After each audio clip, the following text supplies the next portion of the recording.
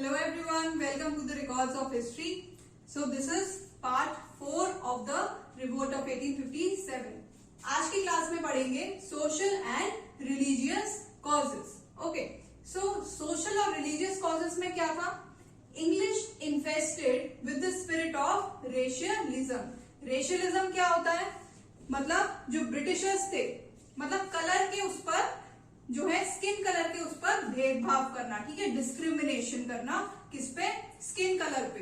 अब जो ब्रिटिशर्स थे वो कहते थे कि हम क्या है, व्हाइट स्किन के हैं और इसी वजह से हम क्या है, सिविलाइज्ड है, ठीक है, पढ़े लिखे दिखते हैं. और इंडियंस को बोलते थे कि आप क्या हो, आप हो ब्राउन स्किन के.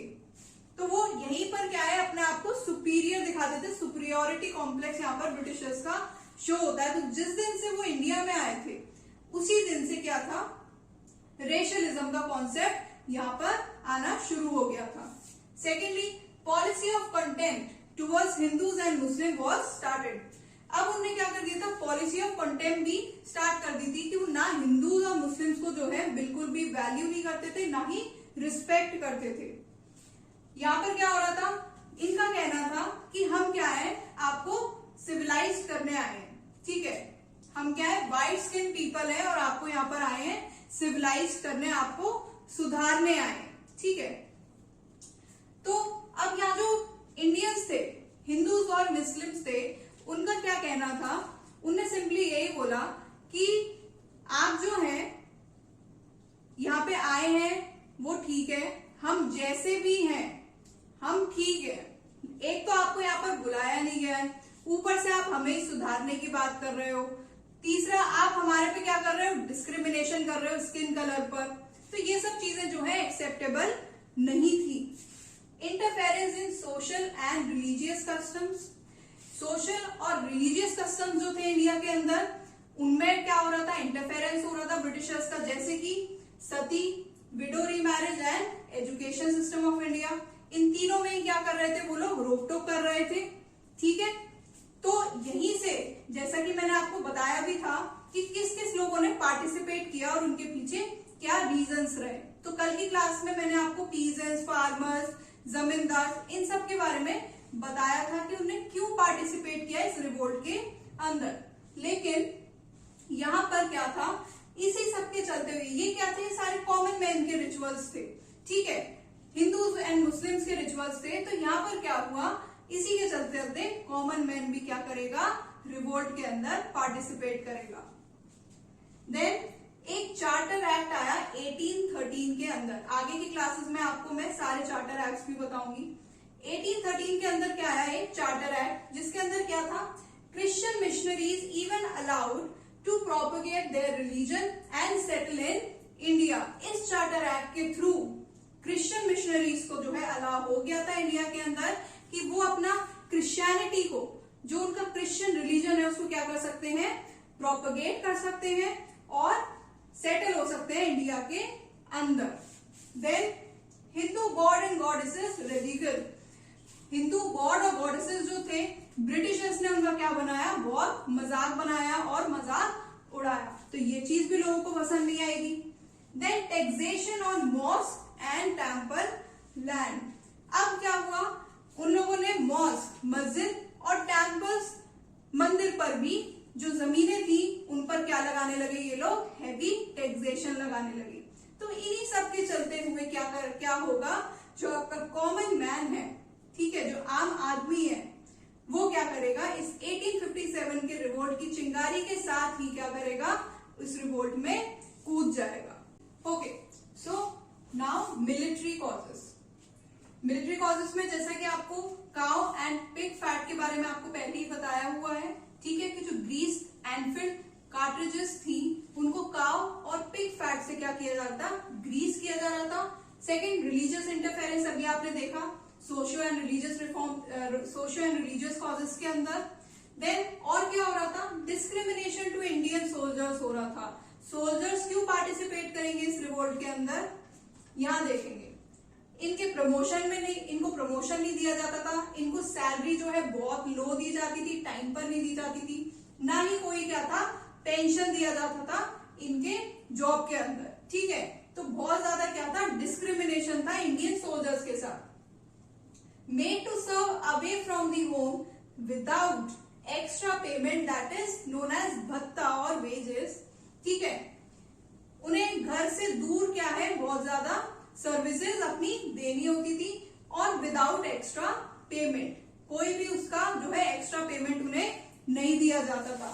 प्लस बैड वर्किंग कंडीशंस थी, बहुत ज्यादा खराब कंडीशंस थी जहां पर इन लोगों को काम दिया जाता था। लो सैलरी हाई वर्किंग, वहां जो इंडियन सोल्जर्स थे वो ये कहते थे कि आप काम तो इतना कराते हो, बदले में आप हमें सैलरी तो बिल्कुल देते ही नहीं हो। Across the sea service law, एक उन्होंने लॉ निकाली across the sea service law. ठीक है, जिसमें काफी सारे लोगों को जो है कहां भेजा गया था, रंगून भेजा गया था टू फाइट द वॉर। ठीक है, तो ये आपके थे कुछ मिलिट्री कॉजेज और इन्हीं सब के चलते हुए जो इंडियन सोल्जर्स भी थे वो क्या करेंगे, रिवोल्ट के अंदर पार्टिसिपेट करेंगे। ओके, अब इसके बाद क्या होगा, धीरे धीरे चलते चलते रिवोल्ट जो है बढ़ता गया, स्प्रेड होता गया कंट्री के अंदर, और जिन भी स्टेट्स को ड्यू टू पॉलिसीज या किसी भी रीजन से उनको नुकसान पहुंचाया गया था या उनका स्टेट कैप्चर किया गया था, उन सारी जगहों से एक एक लीडर जो है उठकर आएगा और इस रिवोल्ट के अंदर क्या करेगा, पार्टिसिपेट करेगा।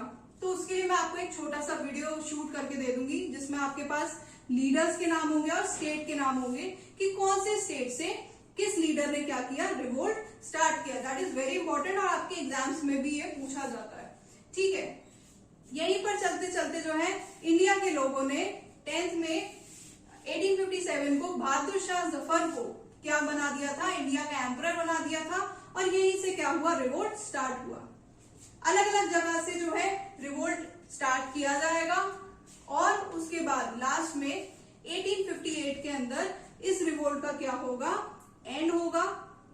और उसके बाद जो आफ्टर मैथ है इस रिवोल्ट का वो क्या है कि जो मेन चीज क्या हुई इस रिवोल्ट के बाद, अभी तक किसका रूल चलता रहा था, ईस्ट इंडिया कंपनी का।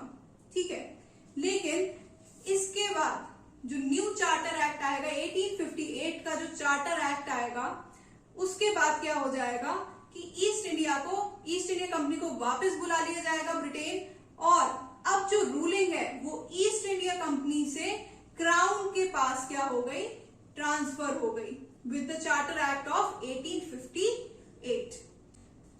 जो गवर्नर जनरल था अब उसकी पोस्ट को क्या बोला जाने लग जाएगा, वाइस रॉय बोला जाने लग जाएगा, और जो फर्स्ट वाइस रॉय था इंडिया का वो था लॉर्ड कैनिंग। और क्या किया जाएगा, रीस्ट्रक्चर ऑफ आर्मी किया जाएगा। जो ब्रिटिश और इंडियन आर्मी थी उसमें जो रेशियो था ब्रिटिशर्स और इंडियंस का, उसको क्या कर दिया गया, चेंज कर दिया गया, 1:2 कर दिया, मींस 1 ब्रिटिश 2 इंडियंस। ओके, कुछ न्यू रेजिमेंट्स पास किए गए, सिख रेजिमेंट, गोरखा रेजिमेंट, उसके और इस रिवोल्ट के एंड में क्या होगा कि बहादुर शाह जफर को जो है अरेस्ट कर लिया जाएगा और उनको रंगून शिफ्ट कर दिया जाएगा, एंड इन 1862 उनकी क्या हो जाती है, डेथ हो जाती है। और जो 1858 का जो चार्टर एक्ट है उसको कहां पर पढ़ा जाएगा, इन इलाहाबाद बाय लॉर्ड कैनिंग, जो कि क्या है इस टाइम के अब वाइस रॉय है। Okay, so the last topic of 1857 revolt is nature of the revolt, कि रिवोल्ट का जो नेचर था वो क्या था। तो इस पर कुछ जो है व्यूज दिए गए हैं। क्या है वो, फर्स्ट व्यू दिया है बेंजामिन डिज़राइल ने, जो कि मेंबर थे हाउस ऑफ कॉमन्स के ब्रिटेन के अंदर। तो इनका क्या व्यू है, he told 1857 revolt as freedom struggle. इनने 1857 रिवोल्ट को क्या बताया है, फ्रीडम स्ट्रगल बताया है। नेक्स्ट वीडी सावरकर, विनायक दामोदर दास सावरकर जी ने क्या बताया है, इनकी एक बुक है वॉर ऑफ इंडिपेंडेंस, इसके अंदर भी इनने जो है 1857 रिवोल्ट के बारे में मेंशन किया है।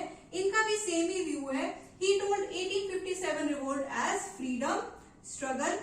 And the last one is R C Majumdar, इनका मानना है neither the first not the national and not the independence, ना तो ये फर्स्ट रिवोल्ट था, ना ही ये नेशनल रिवोल्ट था, और ना ही ये इंडिपेंडेंस के लिए रिवोल्ट था। ये तीनों ही जो व्यूज है बहुत ज्यादा इंपॉर्टेंट है विद द एग्जाम पर्सपेक्टिव, आपसे जो है ये मैच जाते हैं और कभी कभार ये MSOs में भी आते हैं. So this is about the revolt of 1857.